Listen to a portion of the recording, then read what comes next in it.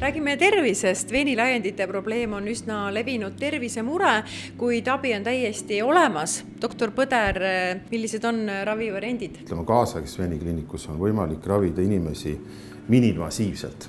Ehk mis see tähendab siis seda, et me puudutame inimest väikese augu kaudu, me ei opereeri inimest lahti ja me suleme haiged veenid ehk veenilaiendid spetsiifiliselt ultraheli kontrolli. Veene on inimesel palju, veresooni 10 000 kilomeetrit, aga põhimõtteliselt on võimalik ülitäpselt vaadata, kus kohas on klapi puudulikkus ja kus kohas see haigus saab alguse. Vaatame ultraheliga täpselt üle, kus kohas see haigus on ja vastavalt sellele siis ütleme nõndanimetatud kaardistamisele määrame siis patsiendile spetsiifilise individuaalse operatsiooniplaani.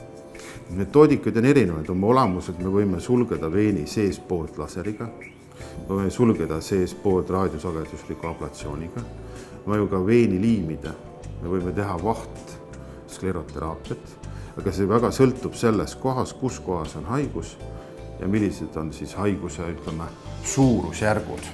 Iveta, mis on teid siia toonud? Mul on istuv töö ja jalad on turses ja valutavad ja otsustasin, et teen uuringu jalgadele. Kust algab veenilaiendite haigus või siis esteetiline probleem?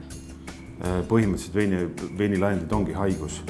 Ainult mõtleme seda, mida me naha peal näeme, et väikseid pisikesi ämblikveene näiteks ja arvame, et see on iluprobleem. Aga tegelikult veenihaigus võib olla väga tõsine haigus oma terviseprobleemidega, riskidega, tromboosidega, haavandiga lõpuks.